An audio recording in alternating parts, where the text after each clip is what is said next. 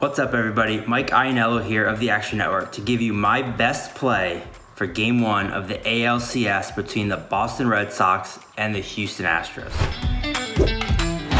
After finishing dead last in the AL East last year, the Red Sox turned things around and won 92 games this year to return to the postseason for the first time since their 2018 World Series. Boston took care of the Yankees in the wildcard game and then won 3 straight to close out Tampa Bay in 4 games. The Houston Astros won the AL West with 95 wins and a 205 run differential, the second highest in the league. This marks the 5th straight postseason appearance for Houston. It's also their 5th straight playoff appearance, winning at least a series after they beat the Chicago White Sox 3-1 in the ALDS. Now the Astros went 5-2 against the Red Sox this year, and they're a big favorite in this series, but Houston is going to be likely without its ace, Lance McCullers, for the series, and Boston is riding a ton of mojo right now. So who has the advantage in Game 1? Boston will hand the ball to 7-time All-Star Chris Sale on Friday. It's been a bit of a strange season for Sale.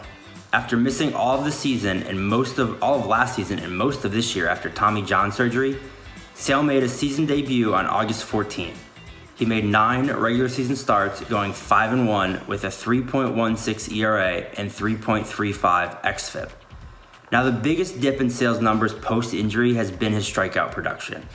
After posting a K-9 rate over 13.3 in both 2018 and 2019, he recorded just a 10.97 K-9 this year. And while that's still very good, it's not quite the elite level that we're used to seeing from Sale, and it seems like he hasn't had his stuff like he used to.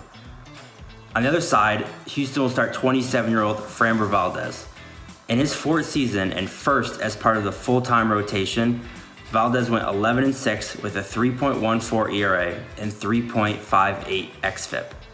Valdez has a very small pitching arsenal for a starting pitcher, and he really predominantly relies on his sinker, throwing it almost 53% of the time, as well as a curveball around 30%, a changeup 11%, and then he throws a rare fastball about 5% of the time. The reason he can get away with such a limited pitch selection is because of how dominant his curveball is. It sits in the top 10% of the league in spin rate and is allowing just a 125 batting average against with a 46.6 strikeout rate. He is one of the best curveballs in the league. If Boston is going to continue their postseason run, the bats need to stay hot and carry them through. The Sox finished the season 3rd in weighted on base average and 6th in weighted runs created. So far this postseason, they have gotten contributions from their entire lineup. 9 different players for Boston have tallied at least 5 hits through the first 5 games. They've gotten home runs from 7 different players, and Kike Hernandez, Xander Bogaerts, Rafi Devers, and Kyle Schwarber all have hit multiple dingers. Hernandez is pretty much the hottest hitter in baseball right now. He leads all postseason players with 10 hits, and they'll need him to stay hot through this series. Whether they're up to their old tricks again or not, Houston's offense has been incredible all year. They rank 2nd in weighted on base average and led the league in weighted runs created. They have the fewest strikeout rate in the league at just 19.4%, and they very rarely swing and miss. It's been all the usual suspects getting it done for the Astros so far this postseason. Alex Bregman, Jose Altuve, Carlos Correa, Michael Brantley, all of them have been dominant. But it's also been 24-year-old Kyle Tucker, who is building off his breakout season, and he's currently leading the team with 2 home runs and 7 RBIs. Despite the starting pitchers being capable of shutting down a lineup, I still think the best bet here is to play over 8 if you can get it at pretty much any juice. I know it's gone in a lot of spots. If you can get 8, I would take 8.5 at even money, but I don't like it as much. I think you really want to get the 8 and not have that extra loss condition in there.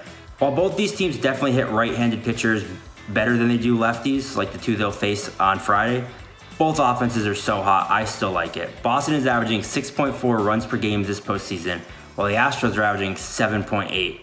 And despite the splits maybe favoring the pitchers here, both lineups have had no problem with southpaws in the previous series. Houston posted a 351 average and 861 OPS against lefties in the last round, and Boston has hit 394 with a 927 OPS against lefties so far this postseason. On top of that, neither of these pitchers exactly put forth an inspiring performance in the last series.